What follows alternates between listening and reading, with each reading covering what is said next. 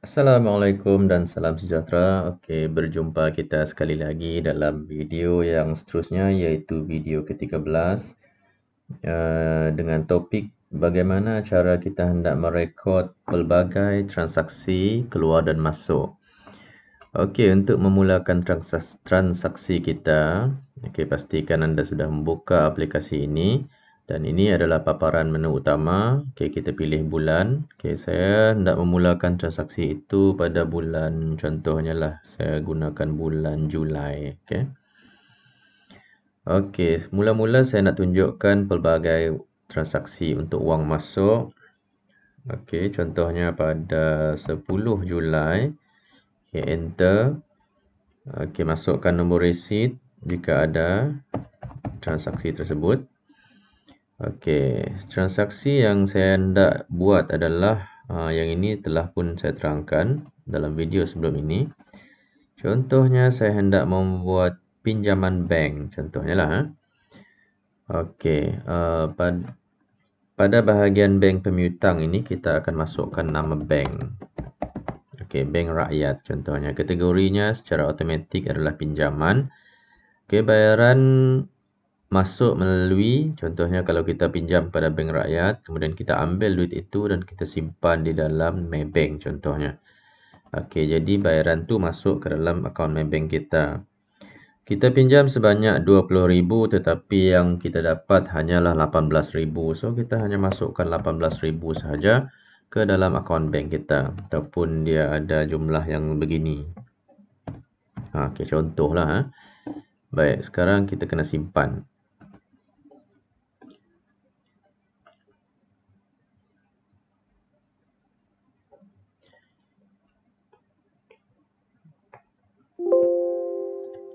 Okey, jadi untuk pinjaman-pinjaman bank dan pinjaman-pinjaman daripada institusi kewangan macam ini, kebiasaannya ianya mempunyai faedah-faedah yang belum lagi kita bayar. Okey.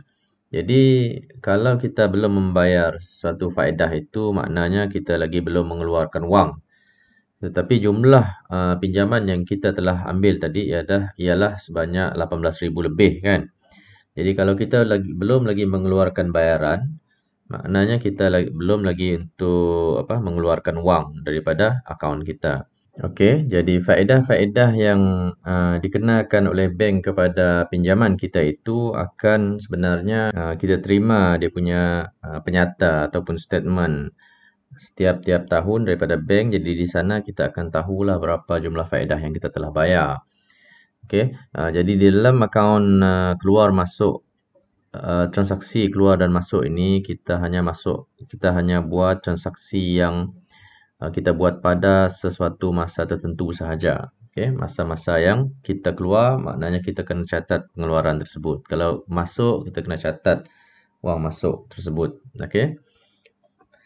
Jadi seterusnya bagaimana pula kalau kita meminjam, membuat pinjaman lagi kepada, contohnya lah, saya buat pinjaman lagi kepada, okey, ini adalah pinjaman daripada, okey.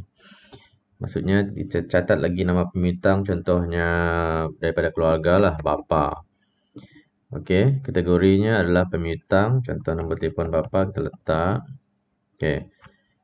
Secara tunai kita pinjam daripada bapa, contohnya 12,000. Okey. Jadi ini merupakan pinjaman kita yang tiada apa-apa potongan sekalipun. Mungkin kita akan bayar secara lamsam ataupun secara bulan-bulan pun boleh nanti. Okey, kita simpan sahaja. Okey, seterusnya bila kita lihat pada transaksi bulan Julai tadi ya. Transaksi bulan Julai. Okey, ini dia. Pinjaman tu telah pun masuk ke dalam sini. Dan secara automatiknya kita punya baki akaun telah pun meningkat. Okey. Okey, seterusnya kita lihat pada imbangan duga. Okey, kedua-duanya seimbang. Ini adalah bahagian pinjaman dan ini adalah bahagian baki di bank. Okey, seterusnya bagaimana pula kalau kita hendak membuat transaksi keluar pembelian barang. Jadi kalau untuk membuat segala jenis pembelian, kita hendaklah masukkan nombor resit yang kalau ada. Okay. Kalau tidak ada nombor resit, okay, kita tidak perlu letakkan nombor resit. Okay, jadi untuk pembelian dan pembayaran semuanya tercatat di sini. Okay. Tercatat di bahagian sini. Jadi sekiranya kalau tidak ada tercatat di sini, dalam butir-butir di sini, anda boleh meletakkan line-line perbelanjaan dan kita kena nyatakan contohnya line-line perbelanjaan tu adalah ubah suai kedai. Okey. Okey, bahagian kategori ini sebenarnya saya dah setkan kepada line-line. Jadi ia tidak boleh diubah. Jadi saya dah setkan kepada line-line. Tapi dalam video ini saya belum setkan lagi dan sebenarnya saya dah setkan. Okey, jadi bayaran tu dibuat melalui bank sebanyak contohnya RM6,000. Okey, kita simpan.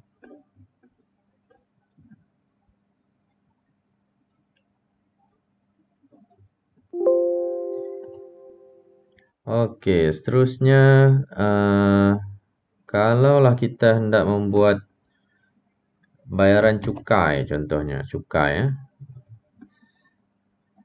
Okey, ini adalah cukai dan zakat. Cukai dan zakat saya gabungkan sekali dan kalau untuk masukkan dalam rekod ini nanti kita gabungkan jugalah. Okey, untuk cukai dan zakat ni contohnya ia adalah kategori belanja. Jadi kita sebenarnya tak tahu bagaimana nak membayar cukai, berapa yang perlu dibayar.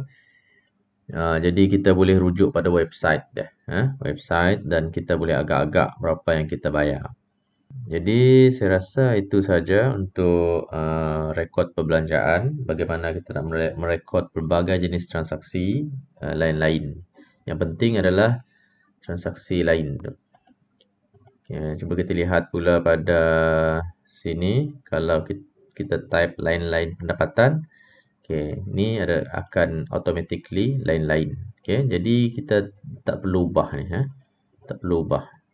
Biarkan dia lain-lain. Lain-lain pendapatan. Okay.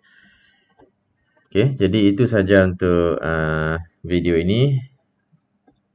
Harap ia dapat membantu anda untuk melakukan transaksi dengan menggunakan aplikasi ini. Sekian, terima kasih.